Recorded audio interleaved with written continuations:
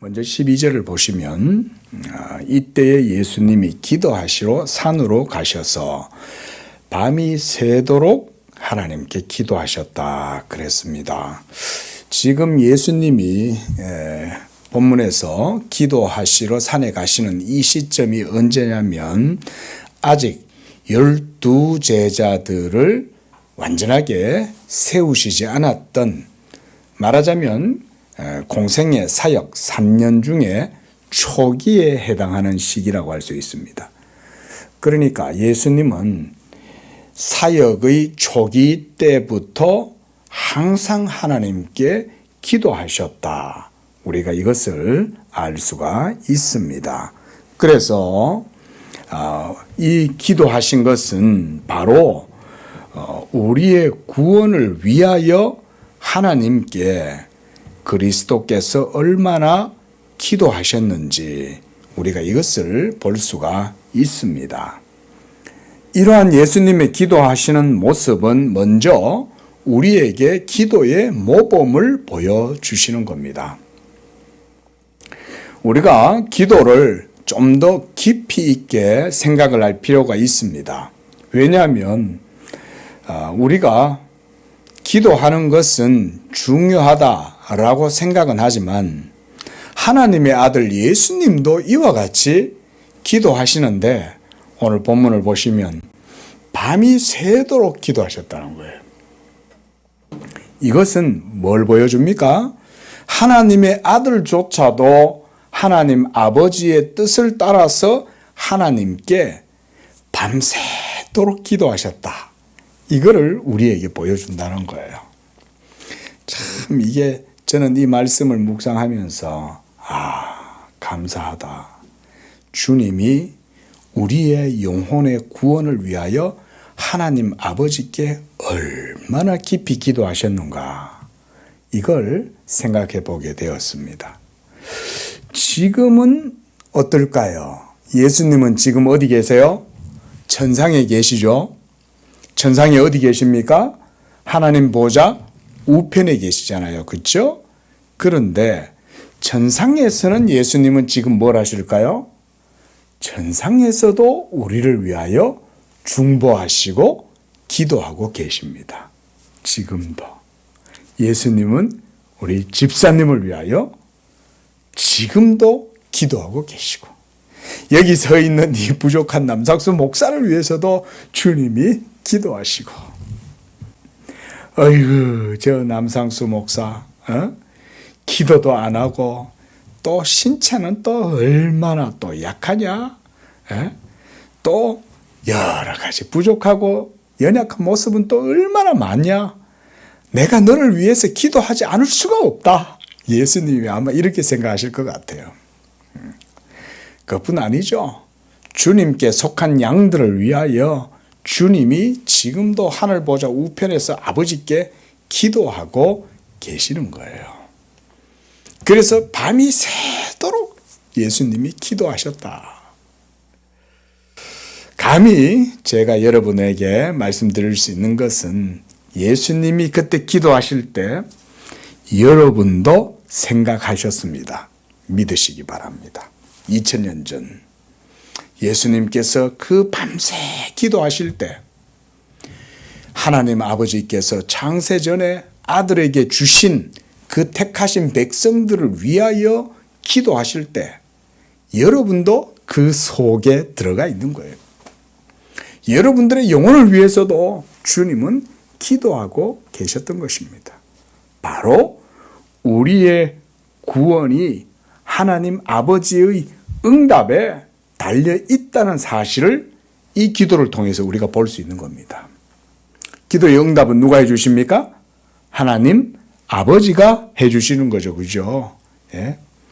하늘에 계신 우리 아버지여, 이름이 거룩히 여김을 받으시옵고, 이러면서 하나님 아버지께 기도하잖아요. 예수의 이름으로 하나님 아버지께 기도하는데 예수님도 하나님 아버지께 기도하는 거예요. 예수님도 우리를 위하여 바로 이런 모범을 우리에게 보여주시면서 사역 초기부터 기도하러 산에 올라가시고 밤새도록 기도하셨다 그랬습니다. 그런데 가장 12절 제일 앞에 보면 언제 이렇게 하셨습니까? 이때에 그랬습니다. 이때는 언제입니까? 바로 5장에 보면 예수님이 복음을 전하시고 사역을 행하시면서 많은 능력이 나타나서 많은 사람들이 예수님을 따르고 이렇게 할 때에 그 얘기예요. 우리 본문 다시 한번 보십시오. 6절에서부터 11절도 그러고 이제 그 앞에도 마찬가지입니다. 5장에도 그러고 예수님이 사역을 시작하시자 많은 사람들이 동서사방에서 예수님께 몰려들고 그래서 오늘 본문에서도 어찌하든지 예수님의 옷자락이라도 만져보려고 많은 인파가 막 몰려들고 있었던 거예요. 예수님이 길을 걸어가시면은 수많은 사람들이 예수님 주변에 막 밀쳤다가 밀렸다가 이러면서 어쨌든지 예수님의 옷자락이라도 한번 잡아보려고 그러고 있을 때 한마디로 예수님이 슈퍼스타가 되었을 때 이런 말이에요. 예수님이 가장 유명세를 탈 때에 예수님은 도리어 하나님 아버지의 뜻을 더 굳게 붙들고 기도하셨다. 그게 의미가 있는 거예요. 그게. 우리는 유명해지고 여기 있는 남상수 목사도 연약한 인생 아닙니까? 가령 우리 양재교회가 갑자기 막 폭발적으로 부흥을 해가지고 신도들이 막 2, 3천 명, 5천 명, 10,000명, 10만 명 이래 되면 사람이 정신줄을 놓을 수 있는 거죠. 그래가지고 목회자들도 많이 넘어져요. 목회자들도 주변에 사람들이 몰려들면 마치 자기가 대단한 사람이 된 양 착각하고 자기 신학이 대단한 줄 착각하고 자기 사상이 뭔가 대단한 양 착각을 해요. 그러면서 자기가 스스로 높아져요. 그러다가 일순간 깨지는 거예요. 예수님을 사탄이 와서 시험할 때도 그거 아닙니까? 예수님을 무너뜨리려고 하나님의 아들조차도 사탄이 와서 시험할 때 내가 너를 온 세계의 영광을 내가 다 너에게 주마. 그만큼 우리 사람은요 이 영광을 누리고자 하는 마음이 큰 거예요. 근데 지금 하나님의 아들이신 그리스도께서는 자기 자신을 하나님 앞에 계속 내려놓는 거예요. 그리고 하나님 아버지의 뜻만을 바라보면서 밤이 새도록 기도하셨다. 저는 밤새 기도하시다가 적당하게 좀 주무실 때도 될 텐데 왜 밤새 기도하셨을까 좀 생각을 해봤어요. 하나님 아버지의 뜻을 잠시라도 예수님은 놓치지 않는 거예요. 아버지께서 나를 왜 이 세상에 보내셨는가? 아버지의 뜻이 무엇인가? 그것을 붙들고 예수님은 우리를 위하여 우리의 구원을 위하여 그게 바로 아버지의 뜻이니까. 여러분을 구원하시는 게 아버지의 뜻이에요. 그래서 하나도 잃어버리지 아니하고 내가 저들을 아버지의 뜻대로 다 구원해서 저들로 하여금 천국으로 데려가는 거 이게 바로 아버지의 뜻이죠. 항상 그래서 이것이 우리에게도 기도의 모범이 된다. 우리 성도님들도요 항상 범사에 오직 하나님께만 영광을 돌리시기 바랍니다. 또 여기 서 있는 이 미천한 자를 위해서도 여러분이 항상 기도해 주시되 언제나 그리스도의 그 모범을 따라서 겸손하게 하나님 아버지께만 영광을 돌리는 그런 종이 되도록 여러분도 기도하시고 그래서 우리가 늘 하나님의 뜻만을 세우고 나아가는 데 힘써야 될 것입니다. 자, 13절에 보면 날이 밝음에 그랬어요. 이제 밤새 기도하시다 이제 내려오시면 이제는 무슨 일을 하시냐? 사도들을 세우신 거예요. 예수님이 밤새 이제 이거 기도하신 거죠. 주여 이 사도들을 이제 오늘 세워야 될 터인데, 그들을 세움에 있어서도 하나님 아버지의 섭리와 뜻이 그 가운데 이루어지기를 원하나이다. 예수님이 그렇게 기도하셨을 거예요. 그래서 제자들을 부르사 그 중에서 12명을 택해서 아포스톨로스. 이 아포스톨로스란 말은 보내심을 받은 자, 대리자, 위임권을 가진 자, 메신저 이런 말입니다. 그러니까 위임 명령을 받고 메신저의 역할을 하는 사람이 누구냐면 아포스톨로스, 사도예요, 사도. 바로 이들을 예수님이 하나님 아버지의 뜻대로 세우시는 거예요. 이걸 세우실 때 예수님은 그 중에 한 사람은 가짜라는 것도 아셨겠죠, 그렇죠?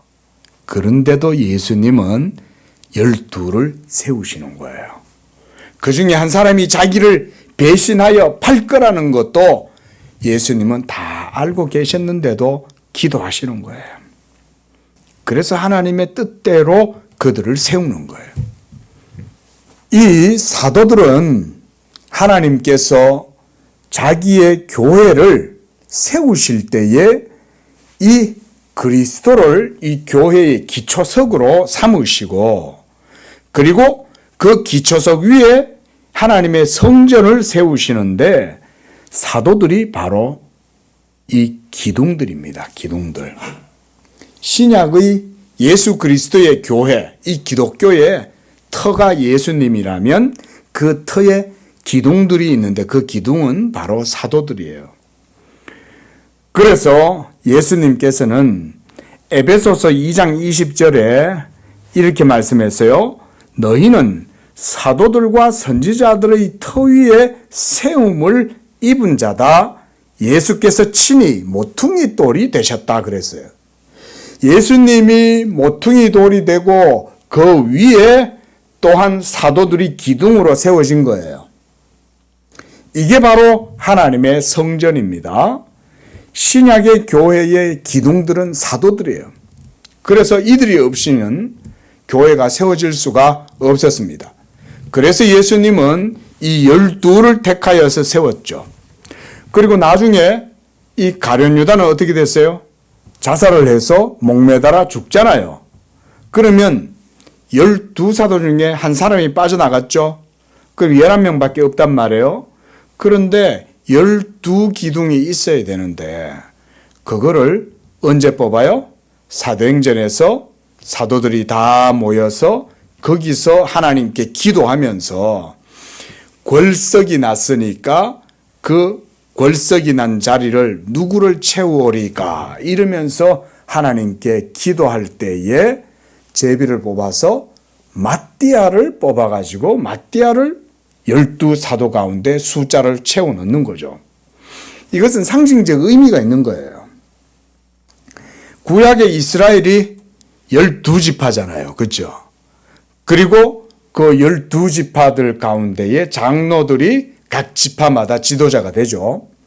그래서 구약의 교회도 12지파, 신약의 교회도 지파는 아니지만 12사도들을 세워서 그들을 통해서 교회를 하나님께서 세우신 거예요. 이런 걸 우리가 제도적 교회다 이렇게 말을 합니다. 신약의 유형교회도 이런 제도적 교회 위에 주님께서 세우십니다. 이렇게 함으로써 오고 오는 2000년 역사 속에 기독교 교회가 하나님의 이 지도자들, 사도들의 터 위에서 장로 정치 제도가 세울 수 있도록 그 기초를 마련한 거예요. 여러분, 말이 나왔으니 하는 말인데 장로가 초대교회 때는 누가 장로였는지 아세요? 사도들이 장로였습니다. 초대교회 때는. 그래서 요한일서 같은 데 보면 사도 요한은 자신을 장로라고 말해요. 장로. 그게 바로 오늘날도 그래서 이 교회에도 성도들이 대표로 장로님들을 세우죠. 그죠? 장로를 선출하는 이유도 그래서 우리 장로교회는 장로교회 정치체제를 성경의 원리를 따라서 한다고 이해를 해요.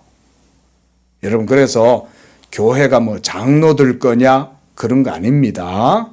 하나님께서 교회의 정치 제도를 사용하셔서 성도들의 영혼에 평안과 덕을 위해서 이 교회가 체계를 확립하고 제도를 세울 수 있도록 하기 위해서 하신 거예요.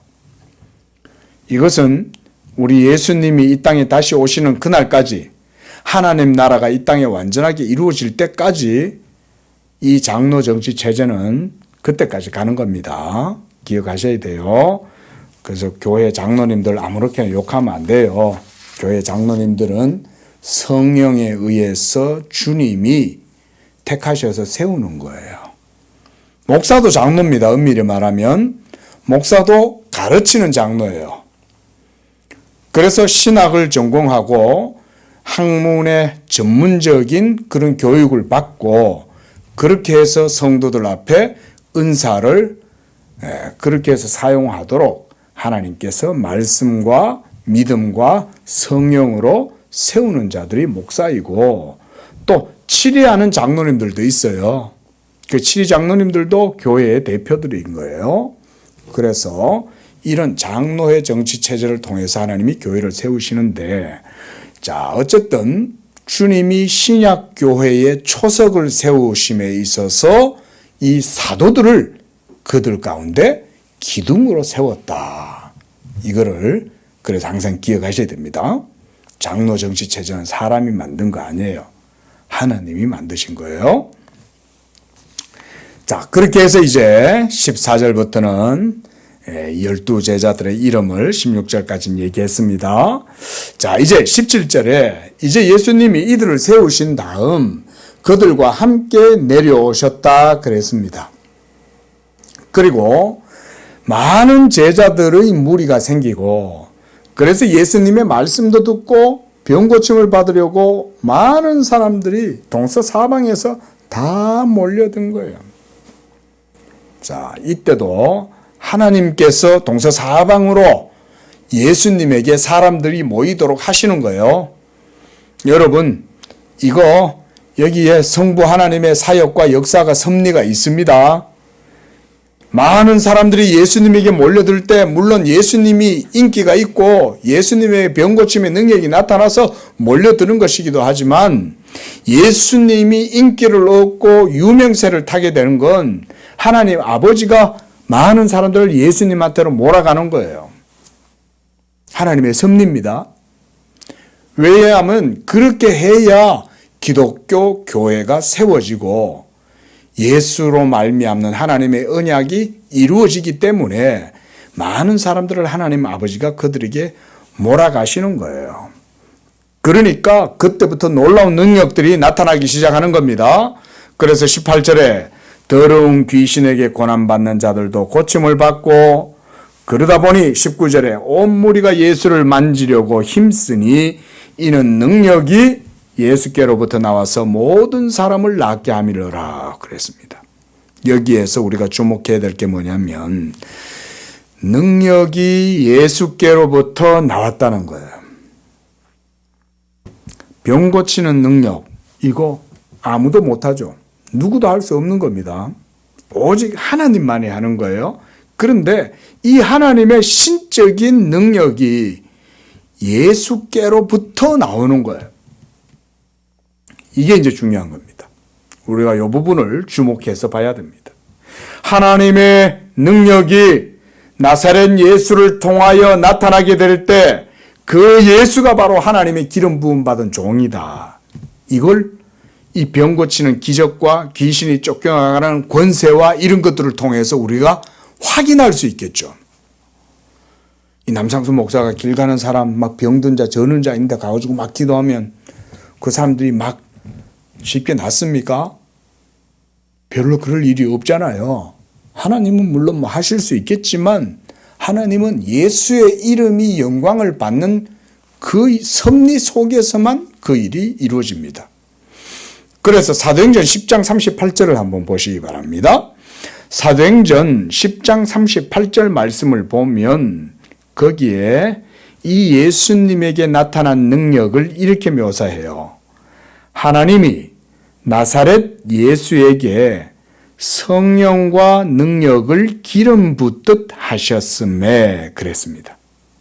그러니까 나사렛 예수에게 하나님이 성령과 능력을 기름 붓듯 하심에 그가 두루다니면서 선한 일, 곧 사람들을 고치고 또 귀신들을 쫓아내고 이런 일들을 하셨다.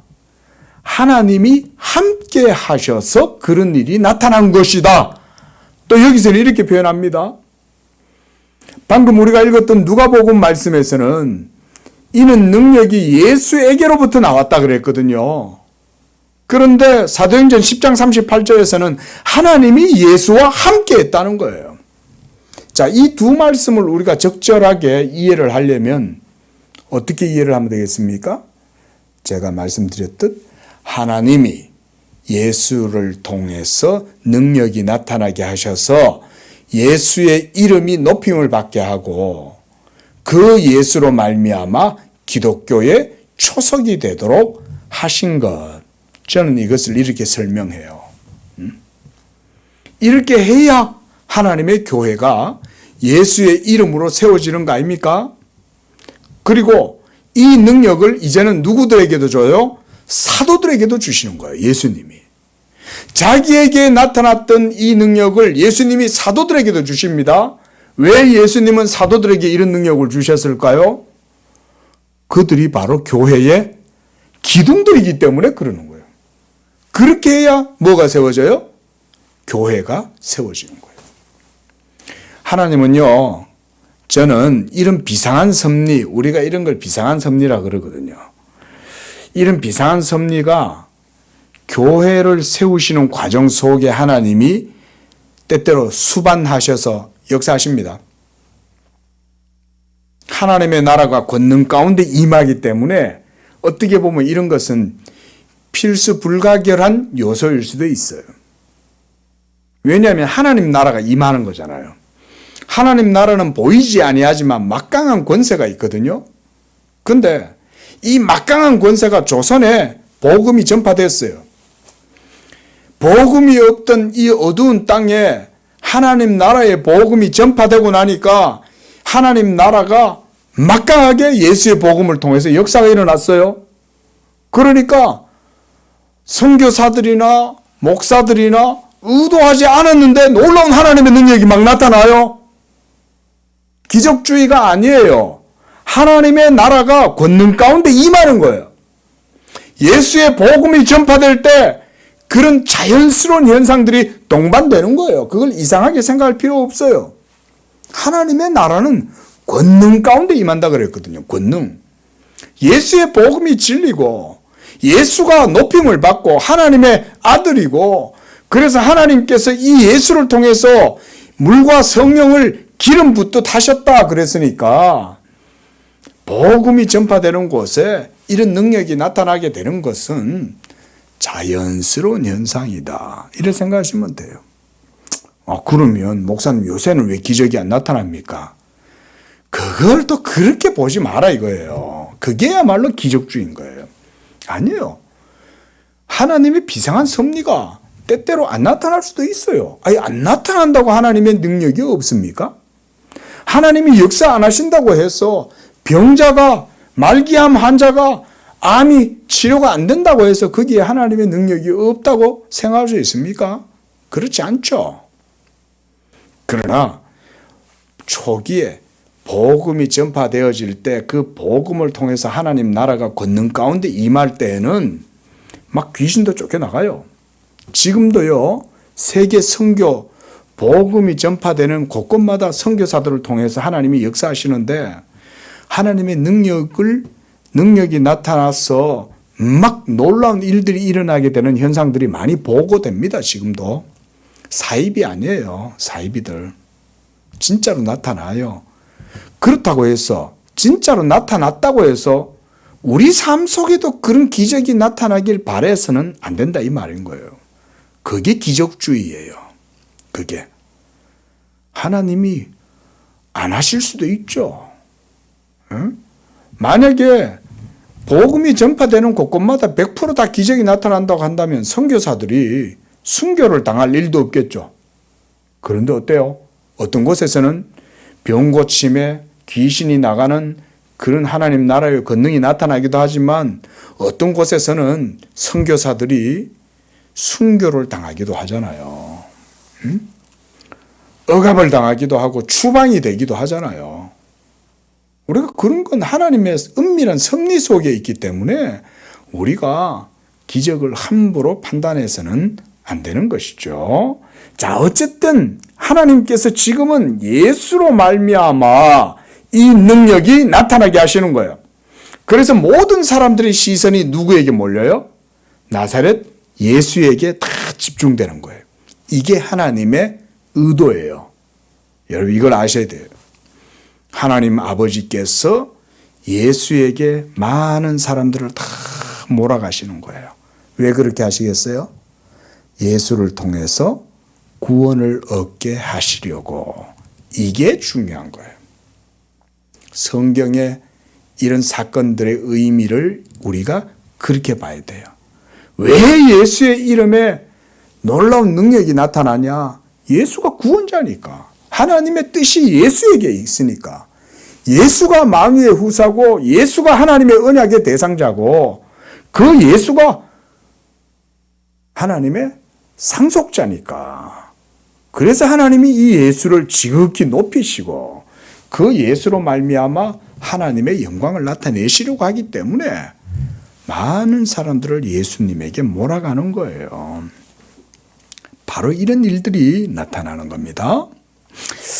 자, 이렇게 해서 예수 그리스도의 이름이 영광을 나타내고 많은 사람들에게 이런 능력이 예수님에게로부터 나와서 병을 고쳤다 그 얘기예요. 그러니까 오늘날 목사님들한테 너무 기적발하지 마세요. 목사님한테 너무 안수 받으려고 하고 목사님이 뭐 병 고치는 것처럼 그렇게 생각하는 거는요, 그거는요 비성경적이에요. 뭐 옛날에 저 오순절에 그 누굽니까? 조용기 목사님이란 분이 뭐 그렇게 뭐 능력이 나타났다. 능력이 나타났을 수도 있겠죠. 그런다고 해서 조용기 목사님이 예수님보다 더 영광을 받으면 안 됩니다. 그러면 그건 자칫하면 마귀적인 게 되는 거예요. 조용기 목사님도 만약 자기에게 그런 능력이 실제로 나타난 일이 있었다면 예수에게만 영광을 돌려야 돼요. 예를 들어 이 남상수 목사에게도 하나님께서 그런 능력을 주셨다고 생각해 봅시다. 그러면 예수의 이름만 나타내기 위해서 더 기도해야 돼요.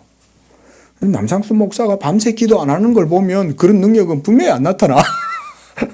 밤새 기도를 해야 하나님께 영광을 돌릴 텐데 밤새는 고사하고 새벽에 와가 그거 30분 기도하다가 가는 건데 뭔 능력이 나타나겠어요? 하나님께 영광도 안 돌리는데. 그러니까 목사들한테 너무 기적이나 능력이 일어날 것처럼 생각하는 것도 비성경적인 겁니다. 하나님이 고치시려고 하면 얼마든지 하나님은 하셔요. 중요한 건 저는 그렇게 생각해요.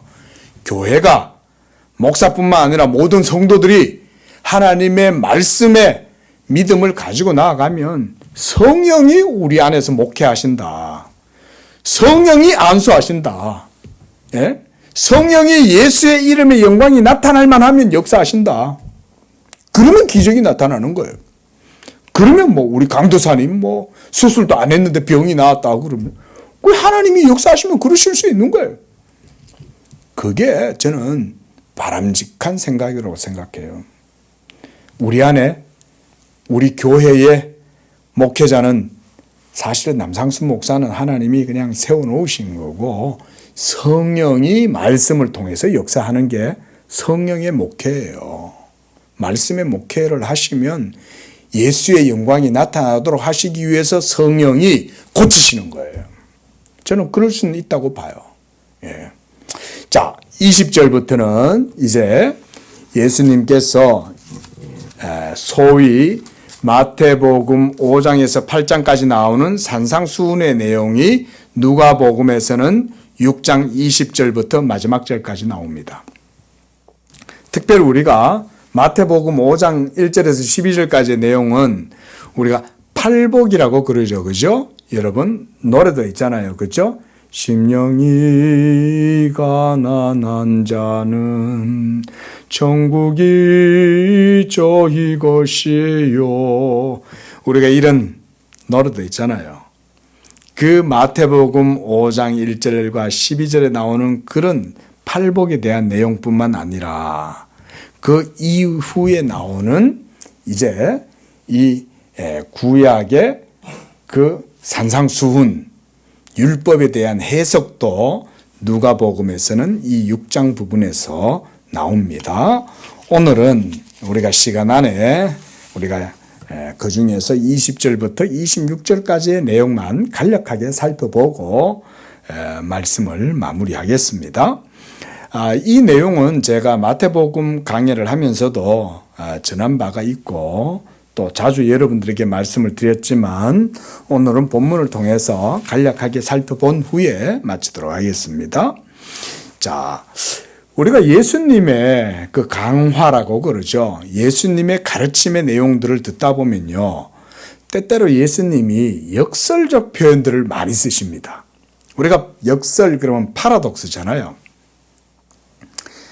이 모순되고 역설적인 이런 표현들을 예수님이 사용하시는 데는 그만한 이유가 있습니다. 일단 역설을 통해서 뭘 하시냐면 교훈을 강조하시는 의미에서 그런 거예요. 그래서 역설적으로 표현함으로써 보다 더 그 교훈의 의미를 강조하기 위해서 그렇게 하신다. 왜냐하면 우리는요, 이 눈에 보이는 가시적인 것들과 또 육적인 것들, 그리고 우리의 경험이나 주변의 상황에서 쉽게 인식되고 있는 것들, 이런 소위 그런 것들을 우리가 유한한 가치, 우리가 유한한 가치라고 할 수 있습니다. 우리 주변에서 우리가 소위 바라고 추구하는 것들이 대부분 다 유한한 거 아닙니까? 육적인 것이잖아요. 영적인 것이거나 항구적이고 영속적인 것들은 별로 없죠. 그렇죠? 이 세상에서 육적인 가치를 우리는 추구하는 걸 좋아하지만 그런 것들은 대부분 다 잠깐 있다가 없어지는 것들이죠. 빛이 금방 바래고 퇴색되고 금방 있다가 사라질 것들, 뭐 이런 것들 아닙니까? 그래서 우리는 이런 것들에게 쉽게 사로잡혀 있어요. 그리고 도리어 영원하고 지속적인 가치를 지닌 것, 한마디로 스피리추얼한 영적인 것, 하늘에 속한 것들의 가치를 우리가 쉽게 인식하지 못하기 때문에 예수님은 역설법을 통해서 강조하시는 거예요. 바로 그런 자들에게는 그리스도께서 하늘에 속한 영적 가치와 또 영구적인 이런 의미들을 전달하시는 데 쓰시는 거예요. 팔복이 대표적으로 그런 내용이죠. 자, 보세요. 팔복의 내용이 뭡니까? 심령이 가난한 자는 복이 있나니. 역설이죠. 제가 예전에 학교에서 공부할 때 철학과 교수님, 동양학을 가르치는 유명한 분이에요. 동양학의 권위자예요. 근데 이분이 강의 중에 그 말씀을 하시는 거예요. 나는 예수에 대해서 좋게 생각을 하는데 예수가 그 마음이 가난한데 복이 있다. 난 그거는 못 받아들이겠다. 아유, 이분이 그런 얘기를 하시더라고요. 그래서 제가 그게 안 잊혀져요. 그런데 제가 그 하는 말에 대해서는 제가 이해가 돼요. 무슨 말인지. 일단 동양학을 하는 분들은 이게 심정리, 성정리, 그분도 또 유학자니까 당연히 마음이 굉장히 중요하죠. 마음심, 마음속의 하늘에 본성이 있으니 그걸 또 성증리라고도 하잖아요. 이런 게 육아사상 아닙니까? 육아사상, 육아학자의 입장에서 봤을 땐 예수님의 그런 교훈이 탐탁지 않았을 수도 있어요. 그런데 예수님은 그보다 훨씬 더 큰 하나님의 법칙을 따라서 그 얘기를 하고 있는 거죠. 마음이 가난하다. 무엇에 대해서? 하나님의 의에 대해서 마음이 가난한 거예요. 하나님의 의 그 자체는 생명과 능력이 충만하죠. 하나님의 의니까. 그런데 우리는 그 의 앞에서 어때요? 가난하고 추하고 헐벗고 부끄럽고 심지어 정죄를 당해서 하나님께 책망당하고 저주당하고 진노당하는 그런 처지에 있는 게 바로 우리들 자신들 아닙니까? 그래서 예수님은 율법의 해석을 통해서 마음이 가난한 자가 복이 있다 그러는 거예요. 율법이 있는데 그 율법 앞에서 자신이 헐벗었다는 사실을 깨닫지 못하는 사람은 복이 없는 거예요. 그 사람은.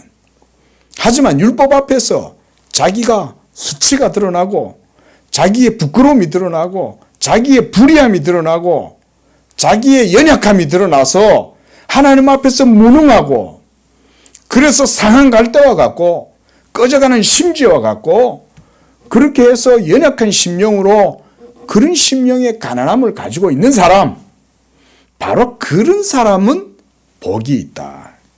하지만 이것에 대한 정반대의 사람들은 24절에 있어요. 24절에. 오늘 본문 24절을 보면 그러나 화 있을진저, 이 사람들은 복 있는 사람의 정반대 사람이죠. 그래서 누가는 비교적 간단하게 마태복음보다는 보다 간소하게 이렇게 표현하고 있어요. 누가는. 그래서 20절에서는 복이 있나니 이것에 대해서 24절에서는 화 있을진저 이렇게 지금 정반대의 상황을 이렇게 말씀하고 있습니다. 어떤 사람이 화가 있습니까? 부요한 자들. 이때 이 부요함은 무슨 부요함일까요? 영적 부요함일까요? 육적 부요함일까요? 육적 부요함을 말하는 거예요. 그런데 여기에서 육적 부요함이란 단지 단순하게 물질적 부요함 이것만 말하는 거 아닙니다. 마음이 지금 육적인 상태로 인해서 즐거운 거예요. 한마디로 자기 의에 배부른 거예요. 여기서는 보다 더 깊이 있는 의미가 그거예요. 자기 의에 배부르고 그것으로 인해서 마음이 지금 너무 로맨틱하고 낭만적인 거예요. 근데 우리가 알다시피 우리가 유명한 서시도 보면 그런 게 있잖아요. 하늘 우러러 한 점 부끄러움 없기를 잎새에 이는 바람에도 나는 괴로워했다. 기독교 시인 아닙니까? 잎새에 이는 바람에도조차 괴로워할 정도로 마음이 그렇게 떨림의 상태로 있는 거, 그런 사람이 복된 사람 아니겠어요? 근데 지금 여기 24절에 나오는 이 사람들, 마음이 부요한 자들, 이 사람들은 복음 없이 부요한 거죠. 하나님의 율법이 있는데도 그 율법 앞에서 자기가 죄인이고 남노하고 비천하고 하나님의 진노와 저주가 자기 앞에 주어져 있다는 사실을 깨닫지 못함으로 뭐가 있어요? 화가 있다 그러는 거예요. 서서히 끌어오르는 가마, 끌어오르는 물 속에 있는 개구리가 떳떳하다 이러면서 뜨뜻한 물 속에 있으면서 뭐라 그래요? 시원하다 그러고 있을 거 아니에요. 바로 그런 상태가 화 있을진저 그 말이죠. 조금 지나면 불이 펄펄펄펄 끓겠죠. 물이. 그러면 죽는 거죠. 그런데 그걸 뜨겁다고 느끼고 이게 하나님의 진노다, 임박한 진노가 임하였다는 사실을 이거를 느끼면 그 사람은 복이 있는 거죠. 왜? 그로 말미암아 피난처이신 예수님께 피할 수 있기 때문에, 그래서 그 사람이 복이 있는 거예요. 누가가 이제 이 20절부터 26절까지 하는 이런 내용들이, 이런 역설적이고 반어법적인 이런 표현들이 모두 다 예수님의 그런 복음의 교훈을 보여주는 겁니다. 여러분, 우리가 예수를 믿으면서 그래서 이 세상의 것들을 너무 사랑하면 안 돼요.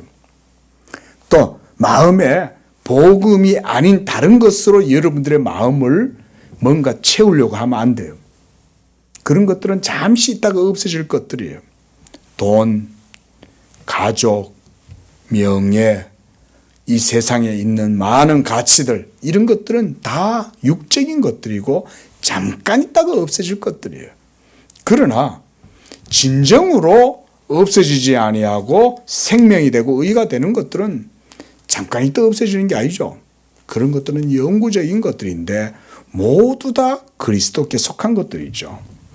그래서 21절에서도 바로 이런 의미에서 줄인 자가 복이 있다. 여기서 줄인 자는 물질적으로 줄였다는 의미도 있지만 정신적으로도 영적으로도 줄여 있는 상태인 거예요. 아무래도 우리는요, 우리나라도 보세요. 우리 오늘 저녁 때 집사님하고 밥 먹으면서도 그런 얘기를 했지만은 한국 교회가 지금 쇠퇴의 길로 지금 걸어가고 있다. 지금 막 모든 기독교에 대한 평가하는 전문가 집단에서 다 그렇게 말하고 있어요. 일단 인구가 줄어드니까 교회가 이렇게 하향 곡선을 그을 수밖에 없지만은 또 하나는 뭐냐면 물질적 풍요인 거예요. 참 우리가 저희 부모님 세대 그 위에 분들은 보릿고개를 겪었잖아요. 그때는 사람들이 마음이 가난하죠. 작은 것 하나도 없고 이럴 때 오히려 나누어 먹고 이러다 보니까 한국의 이 정의 문화라는 게 생겼단 말이에요. 그래서 시장 가가지고도 뭘 사면 서로 이렇게 기분 좋게 마음 나누면 3개 살 거 4개 주고, 우리 한국이 좀 그러잖아요. 이게 서구인들은 이런 계산법이 없거든요. 예? 예를 들어서 10달러에 3개다 이러면 우리나라는 10달러면 3개인데 기분 좋으면 5개도 줘요. 근데 그런 게 어디서 나왔습니까? 옛날에 못 먹고 힘들고 어려울 때 서로 의지하고 서로 민망히 여기고 서로 긍휼히 여기고 이러면서 서로 도와줘 가면서 이렇게 할 때 그때 그런 게 생긴 거 아닙니까? 근데 지금은 경제적으로 부유해지고 이렇게 되니까 그런 정이 사라져버리고 그저 냉랭한 어떤 법적인 관계, 공적인 관계 이런 것들만 있고 이러다 보니까 사람들이 살만한 세상을 못 느끼는 거예요. 옆에 사람을 통해서 정을 느껴야 되는데 옆에 사람은 경쟁자야. 그러다 보니까 이 사람을 통해서 내 기댈 곳이 없어지는 거예요. 그런데 이 사람은 지금 많이 가졌어요. 많이 가졌으니까 딴 사람한테 자기가 힘을 쓸 수 있어. 그런데 지가 언제까지 강하게 갖고 있을 수 있습니까? 자기도 언젠가는 그게 없어질 수 있단 말이에요. 그럼 그땐 자기도 누군가를 의지해야 되는데 자기가 갖고 있을 때 딴 사람이 자기를 의지할 수 있는 여지를 안 줬기 때문에 자기가 없을 때가 되면 자기가 기댈 데가 없으니 자기도 망하는 거예요. 저는 좀 경제학 공부하는 분들, 기독 크리스찬들 중에 좀 경제학을 공부하시는 분들이 이런 사랑의 경제적 효과, 정의 경제적 효과 이런 것 좀 연구했으면 좋겠어요. 예? 우리 한국이 그 어려운 보릿고개 시절을 지나오면서 이렇게 지금 세계의 선진국의 대열이 올라갈 정도로 성장을 했다면 그 원동력이 어디에 있었습니까? 사실은 정 아닙니까?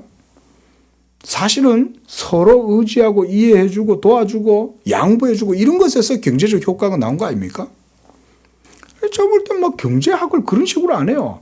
서구의 방법으로만 서구 경제학자들의 이론만 가지고 경제학을 연구를 하니까 안 나오는 거지. 오히려 가난하고 헐벗고 굶주릴 때가 오히려 더 하늘의 것을 추구하는 거예요. 더 소망을 거기에다 두고 더 하늘의 것을 바라보는 거예요. 왜냐하면 이 땅에 소망이 없다고 생각하니까. 근데 이 땅에 누릴 게 너무 많은 거예요. 그러니까 하늘의 것을 안 찾아요. 그래서 예수님도 부자가 천국에 들어가는 게 낙타가 바늘기로 들어가는 것보다 어렵다. 예수님이 그런 역설법을 쓰는 거죠. 23절을 보십시오. 그날에 기뻐하고 뛰놀아라. 하늘에서 너희의 상이 크다는 거예요.